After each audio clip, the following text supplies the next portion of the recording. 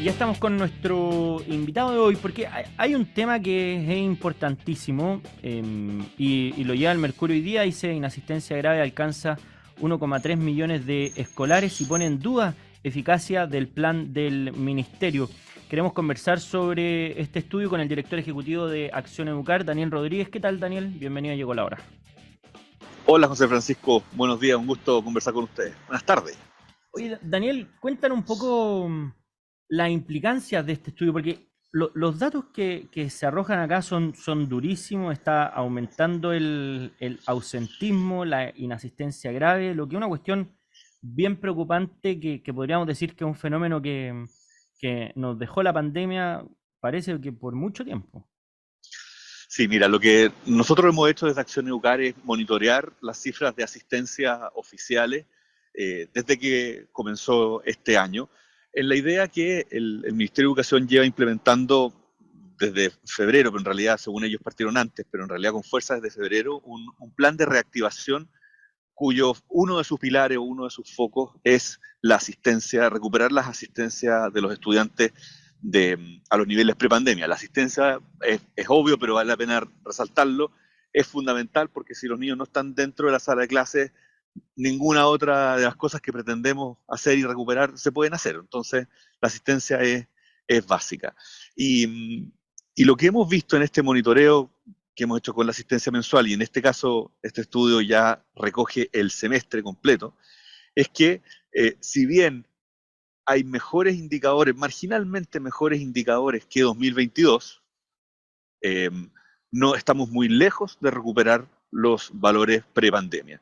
Y ya la comparación con 2022 es un poco, no es muy buena, porque estamos hablando de un año en que estábamos con mascarilla, en que recién se estaba volviendo a clase, no es un año de referencia muy bueno, no da para celebrar demasiado haber subido marginalmente desde 2022. Ujú.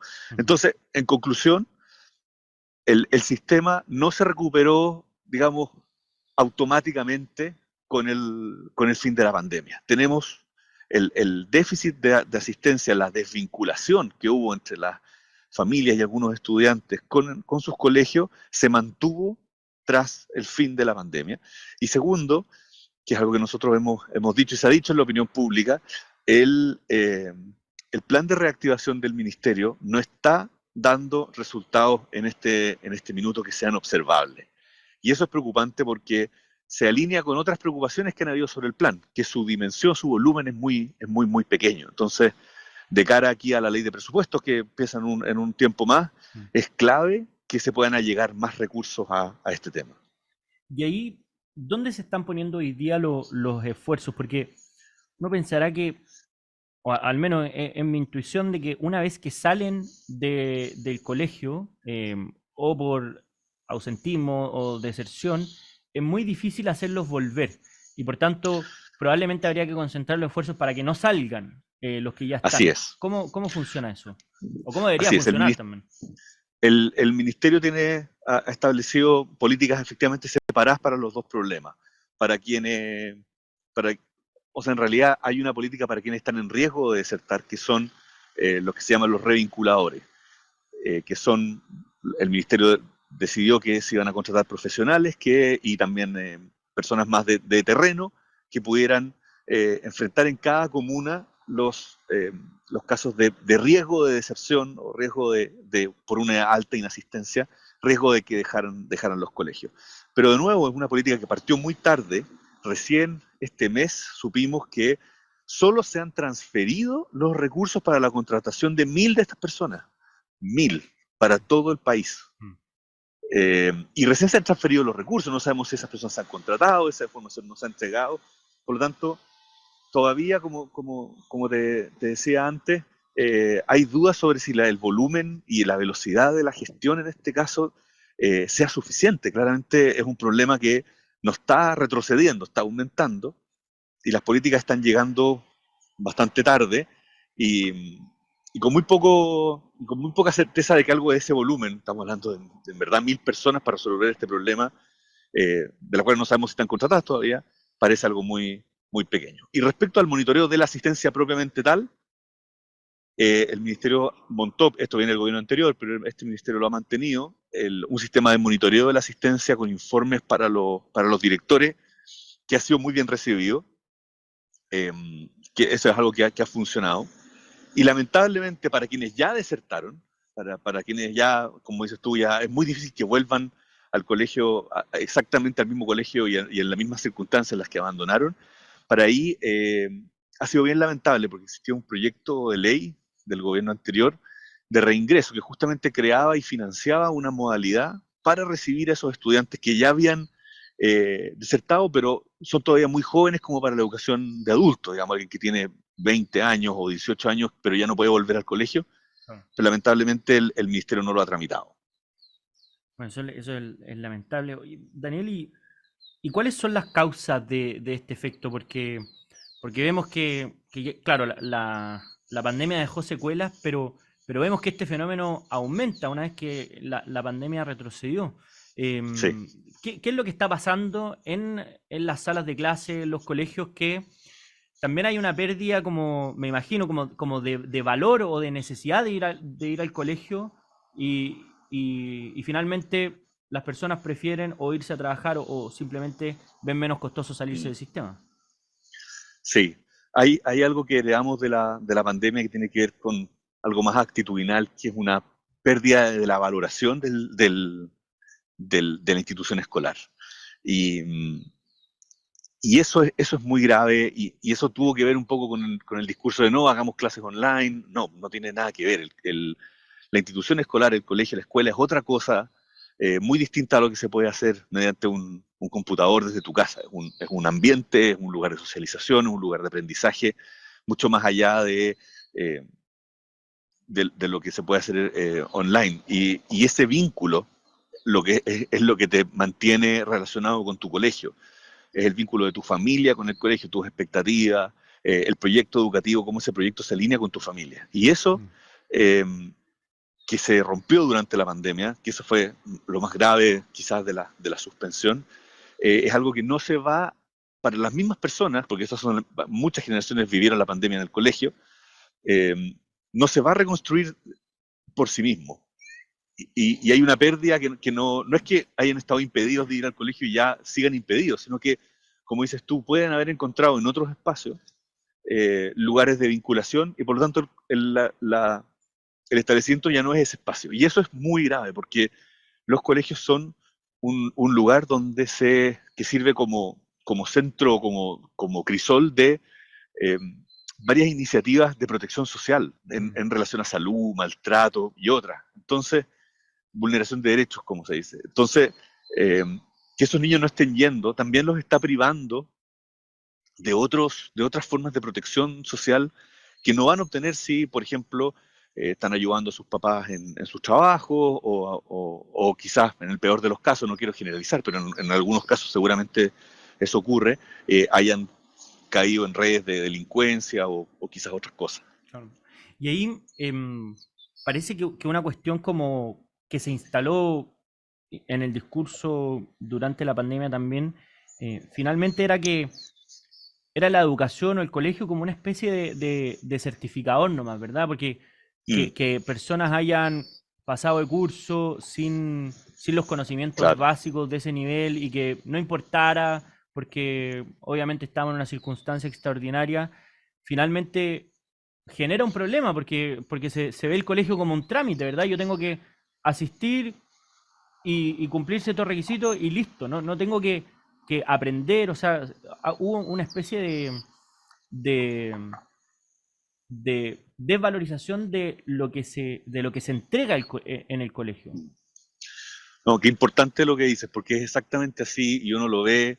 eh, Todavía no sé si hay investigaciones sistemáticas, pero uno lo siente en el ambiente y lo lee cuando está en el colegio. Es la desvalorización eh, también de lo académico. Es decir, de esto de que lo más importante es la salud mental, lo más importante es lo socioemocional, que por cierto que es importante, pero fue todo quedando tan al margen la parte académica, la parte de verdad aprender, ir al colegio a aprender quedó tan de lado y que hoy día nos han hecho los esfuerzos para volver a reposicionar eso como importante. Y es muy sistemático, recuerdo el exministro Ávila que los resultados del CIMSER que fueron desastrosos, su postura fue, no, pero hay algunos colegios que mejoraron. Los colegios más malos mejoraron. Ninguna relevancia al tema académico. El Consejo de Reactivación, ¿te acuerdas de este consejo transversal en que habían distintos actores? Hizo ver un montón de problemas en la dirección académica, no se tomó ninguna medida al respecto. Y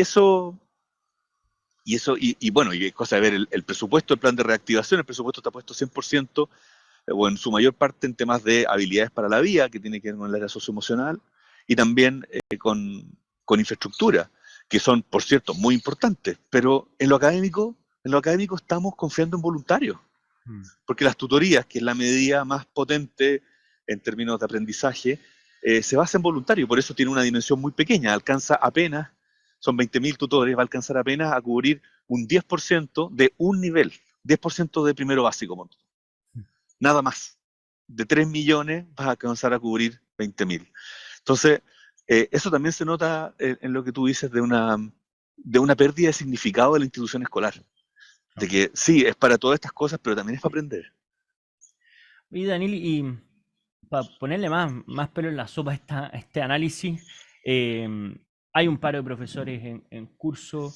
eh, Aparentemente a la directiva del Colegio de Profesores le gustó la última propuesta del Ministerio de Educación, pero ¿cuánto afectan este tipo de cosas al fenómeno que estábamos hablando? Mira, cualquier cosa, por pequeña que sea o grande, que se haya iniciado, cualquier política, cualquier práctica que se haya iniciado para poder revertir los efectos de la pandemia que hemos estado comentando, con este tipo de cosas retroceden muy, muy gravemente. No digo que vuelvan a cero, no hay que ser catastrofista, pero sí es un retroceso significativo, porque lo que se haya podido montar, lo que se haya podido construir, se pierde cuando tú vas a tener 1 o 2 semanas a los niños fuera de las salas de clase, y aquí sin ni siquiera educación online, porque es un paro, o sea, no hay servicio educativo. Y por lo tanto el daño es enorme, además que sabemos que no se distribuye al azar en la población, se distribuye en la educación pública, en la educación más abandonada, en la que atiende a los niños más vulnerables, aunque eso cada vez distinto, cada vez más familias vulnerables eligen los particulares subvencionados, pero en fin, afecta mucho a los estudiantes. Y lo que es más lamentable es que aquí ni siquiera podemos decir que hay dentro de las peticiones algunos temas que sean de carácter urgente, que uno encuentre cierta relación con una medida de fuerza tan grande como un paro nacional indefinido. Estamos hablando, primero nacional y segundo indefinido. O sea, es la máxima medida. Y lo que uno ve en el petitorio no son medidas urgentes, son primero medidas que tienen que ver con el programa de gobierno del presidente Boric, que uno puede decir, bueno, está bien que sus adherentes le cobren la palabra al presidente, pero no secuestrando a los niños a su paso. Pero además, lo que uno ve detrás, y se nota mucho si uno lee la prensa en detalle, es que este paro obedece más a una situación electoral del Colegio de Profesores. El Colegio de Profesores elige una directiva a fines de este año, y probablemente la directiva vigente quiere irse con las banderas de haber logrado solucionar el tema de la deuda histórica, lo que probablemente le permita reelegirse. Este es Carlos Díaz, mientras uno ve al señor Mario Aguilar, de triste recuerdo para la época de la pandemia, cuestionando la solución del ministerio. ¿Por qué? Porque quiere él ser el que condona la deuda histórica, el que paga la deuda histórica en su próximo periodo. Entonces, en una pelea realmente bastante miserable entre líderes gremiales, capturamos a la educación pública. Entonces, es realmente... Lamentablemente, me encantaría poder hablar del paro de profesores en relación a demandas importantes sobre aprendizaje, sobre la calidad de la formación, pero no. Esto es más bien una pelea interna entre dos personas que además son del mismo partido político o de la misma línea, ambos son humanistas, eh, tratando de quedarse con el premio del pago de la deuda histórica. Y el gobierno, de alguna manera, se defiende, pero al final está jugando ese juego. Claro, bueno, un tema interesante y sobre todo muy preocupante por la situación en que está la educación de nuestro país.